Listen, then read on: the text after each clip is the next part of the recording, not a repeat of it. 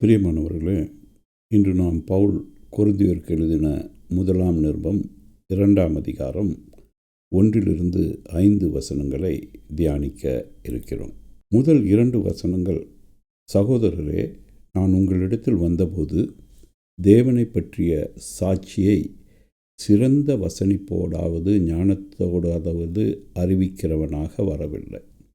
இயேசு கிறிஸ்துவை சிலுவையில் அறையப்பட்ட அவரை அன்றி வேறொன்றையும் உங்களுக்கு அறியாதிருக்க தீர்மானித்திருந்தேன். இந்த வசனத்தில் பவுல் என்ன சொல்ல விரும்புகிறார் என்றால், அவர் வேறு எந்த சிந்தையும் இல்லாமல் இயேசு கிறிஸ்து சிலுவையில் எதற்காக அறையப்பட்டார், யாருடைய பாவத்திற்காக அறையப்பட்டார், அவர் சிலுவையில் மரித்ததினால் எவர்களுடைய பாவம் மன்னிக்கப்பட்டிருக்கிறது, எவர்களுக்கு நித்திய ஜீவன் கிடைக்க வாய்ப்பு இருக்கிறது என்பதை குறித்தே பிரசங்கிக்க தீர்மானித்திருந்தேன். வேறொன்றையும் உங்களுக்குள்ளே அறியாதிருக்க தீர்மானித்திருந்தேன். இதை ஏன் இப்படி சொல்லுகிறார் என்றால், அநேகர் போகிற இடங்களில் உள்ள விசுவாசிகள், கேட்பவர்கள், செய்தியை கேட்கப் போகிறவர்கள் எப்படிப்பட்டவர்கள், அவர்களுடைய குடும்ப சூழ்நிலை எப்படிப்பட்டது, அவர்கள் சந்தித்து கொண்டிருக்கிற பிரச்சனைகள் எப்படிப்பட்டது என்பதையெல்லாம் அறிந்தவர்களாக அவர்களுக்கு சுவிசேஷத்தை சொல்ல, சத்தியத்தை சொல்ல முற்படுகிறார்கள். ஆனால் பவுல் என்ன சொல்கிறார், உங்களுக்குள்ளே அறியாதிருக்க தீர்மானித்திருந்தேன். இது மிகவும் அவசியம் பிரியமானவர்களே. அதாவது, நாம் யாருக்கு சத்தியத்தை சொல்லுகிறோமோ அவர்களை குறித்து அதிகம் நமக்கு அறிய தேவையில்லை, அவர்களுக்கும் நம்மை குறித்து அதிகம் அறிய தேவையில்லை. ஏனெனில் தேவை ஒன்றே, இருவரும் சேர்ந்து தேவனை அறிந்து கொள்வதே முக்கியமான கருத்து, முக்கியமான காரியம். ஆகவே இன்றைய நிலையில் நம்ம பார்க்க போனோம் என்றால், அநேக போதகர்கள் மக்களை எமோஷனாக நடத்துவதற்காக அவர்கள் சந்தித்து வருகிற பிரச்சனைகளை குறித்து முதலாவதாக பேசி பேசி பேசி அவர்களை ஒரு உணர்ச்சியின் கட்டத்துக்குள்ளாக, உச்சக்கட்டத்துக்குள்ளாக கொண்டு வந்து அவர்கள் அழுது கொண்டிருக்கிற வேளையில் சத்தியத்தை சொல்லவோ, அவர்களுக்கு சுகத்தை கொடுக்கவோ, விடுதலையை கொடுக்கவோ எத்தனிக்கிறார்கள். ஆனால் இது தேவையே இல்லை பிரியமானவர்களே. அவர்கள் செல்லுகிற பாதையை குறித்து பேசி பேசி அவர்களை புண்படுத்தாமல், இயேசு கிறிஸ்து எதற்காக வந்தார், தேவன் நம்மை எவ்வளவாக அன்பு கூறுகிறார் என்பதை வெளிப்படுத்தவே தேவன் இயேசு கிறிஸ்துவை நமக்கு தந்தார். இயேசு கிறிஸ்து கிருபையாய் நம்முடைய பாவங்களை சுமந்தார், நம் மீது அன்பு கூர்ந்தார், நமக்காக எல்லாவற்றையும் செய்து முடித்தார். ஆகவே அவருடைய நீதியினாலே நாம் நீதிமான்கள் ஆக்கப்படுகிறோம். அடுத்ததாக, அவர் சிலுவையில் மரித்து நம்முடைய பாவங்களை சுமந்து மரித்ததினால 2000 ஆண்டுகளுக்கு முன்பதாகவே தேவன் நம்முடைய பாவங்களை மன்னித்து விட்டார். இது பெரிய சத்தியம் பிரியமானவர்களே. இன்று நம்முடைய பாவங்கள் மன்னிக்கப்பட போவதில்லை.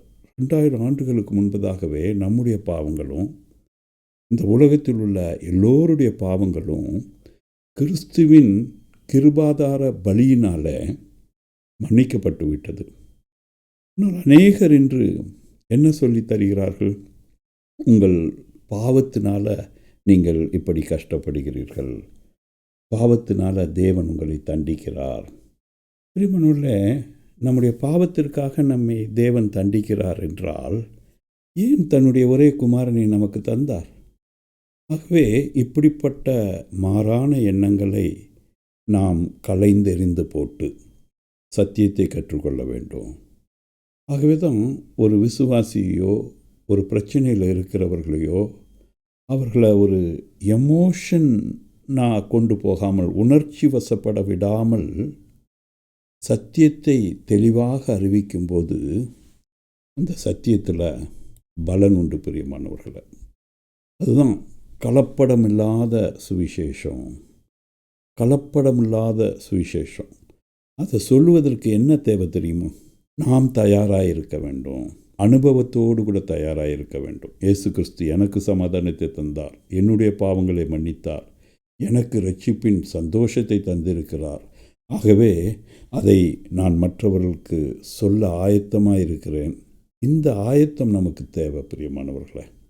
அடுத்ததாக நம்மை முற்றிலுமாக வெறுமையாக்கி கொள்ள வேண்டும் பிரியமானவர்களே. நம்முடைய அனுபவங்களையோ, நம்முடைய ஊழியத்தில் கர்த்தர் செய்த அற்புதங்களையோ, நம்முடைய வாழ்க்கையில் கர்த்தர் செய்த பெரிய காரியங்களையோ முன்காட்டி சாட்சி சொல்லி, இன்னும் அநேக அனுபவத்தினால் அல்லது அநேக படிப்பினால், அநேக புக் ரெஃபரன்ஸ்னால், இல்லை அநேகருடைய வாழ்க்கை இன்ஃப்ளூயன்ஸாக வாழ்ந்தவர்கள், மற்றவர்களை வசீகரப்படுத்தி அவர்களுடைய வாழ்க்கையை சுட்டி காட்டியோ நாம் எதையுமே பிரசங்கிக்க தேவையில்லை பிரியமானவர்களே. நமக்கு தேவை நாம் வெறுமையாக இருக்க வேண்டும். அப்பொழுது தான் ஆண்டவர் நிரப்புவார். அதுதான் பவுலிடம் அவர் சொன்னார், உன்னுடைய பலவீனத்தில் என்னுடைய பலன் விளங்கும். எவ்வளவுக்கு எவ்வளவு நாம் வெறுமையாக நிற்கிறோமோ அவ்வளவுக்காலோ ஆண்டவர் மக்களின் தேவைக்கேற்ற வார்த்தைகளினால் நம்மை நிரப்புவார். இது மிகவும் முக்கியம் பிரியமானவர்களே. நாம் நமக்கு தெரிந்த வார்த்தைகளை நிரப்பிக்கொண்டு போகாமல் வெறுமையாக போகும்போது அந்த மக்களுக்கு தேவையான வார்த்தைகளினால் நம்மை நிரப்புவார். அடுத்ததாக சிலுவையை குறித்தே நாம் பிரசங்கிக்க வேண்டும். சிலுவையை குறித்தே நாம் மேன்மை பாராட்ட வேண்டும். நம்முடைய பக்தியை அல்ல, நம்முடைய புத்தியை அல்ல, இன்னும் நம்முடைய அந்தஸ்தை அல்ல, நம்முடைய செல்வத்தை குறித்து அல்ல, நம்முடைய படிப்பை குறித்து அல்ல, சிலுவையை குறித்தே நாம் மேன்மை பாராட்ட வேண்டும். இதுதான் கலப்பிடமில்லாத ஒரு சுவிசேஷம் பிரியமானவர்களே. மீண்டுமாக பவுல் சொல்லுகிறார், அல்லாமலும் நான் பலவீனத்தோடும் பயத்தோடும் மிகுந்த நடுக்கத்தோடும் உங்களிடத்தில் இருந்தேன்.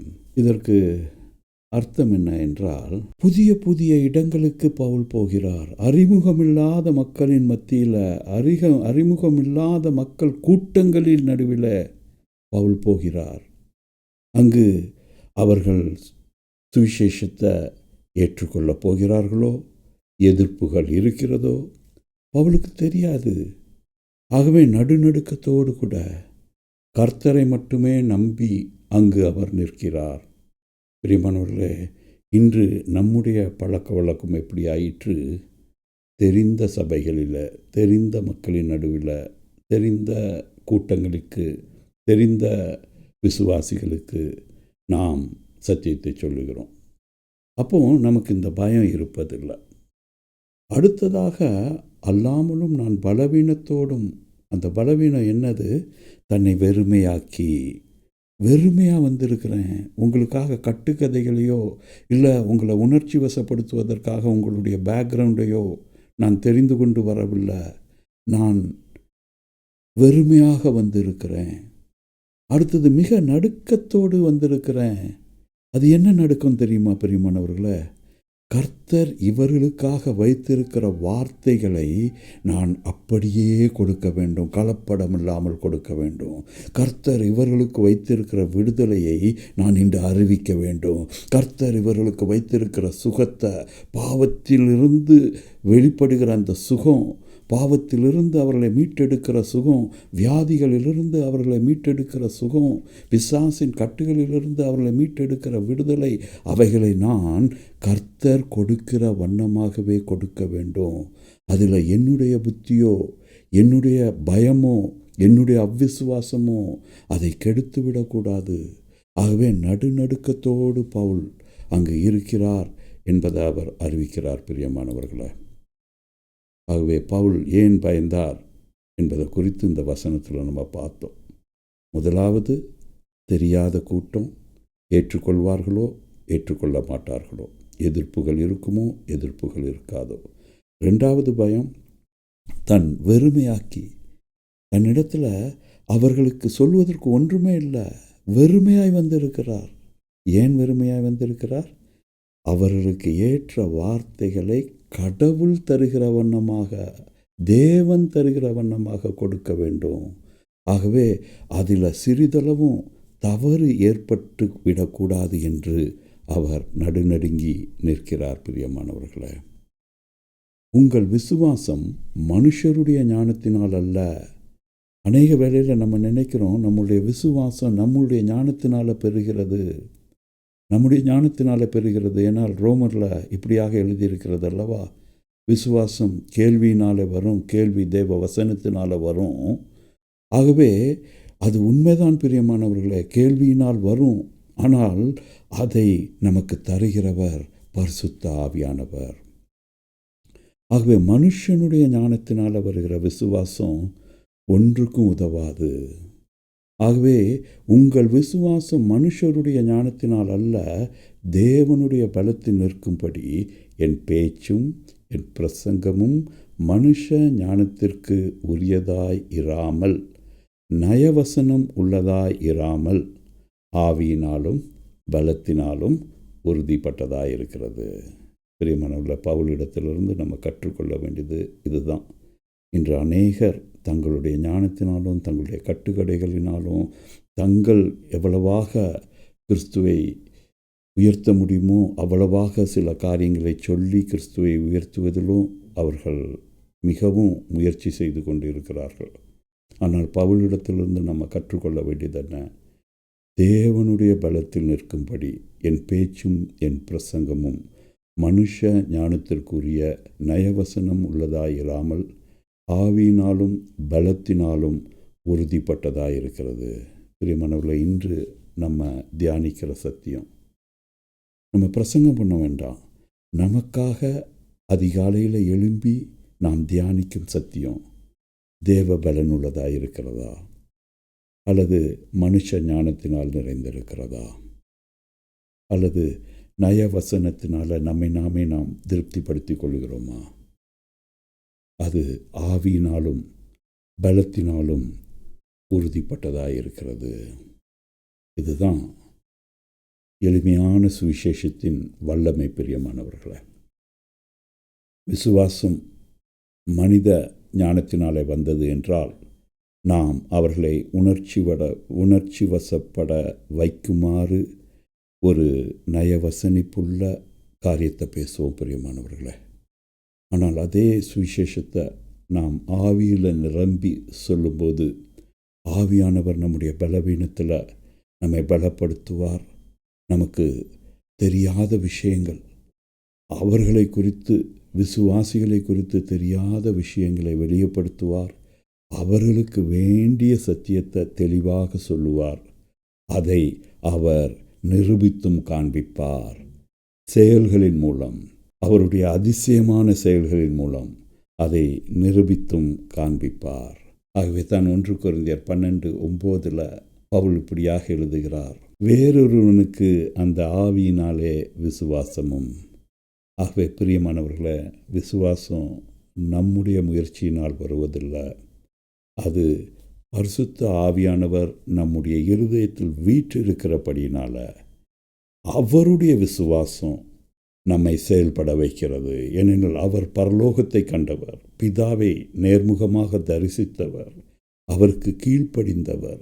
அவர் பரிசுத்த ஆவியானவராக நம்முடைய இருதயத்தில் வீற்றிருக்கும் போது அவர் நம் மூலமாக கிரியைகளை செய்கிறார், சுகத்தை அளிக்கிறார், விடுதலை அளிக்கிறார், சமாதானத்தை தருகிறார்.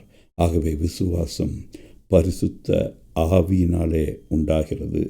விசுவாசம் நம்முடைய இருதயத்தில் வீற்றிருக்கிற பரிசுத்த ஆவியானவருக்கு உரியது. நம்முடைய சரீரத்துக்கும் நம்முடைய சொந்த புத்திக்கும் உரியது விசுவாசம் அல்ல பிரியமானவர்களே. அது நம்முடைய இருதயத்தில் வீற்றிருக்கிற பரிசுத்த ஆவியானவரின் விசுவாசம்.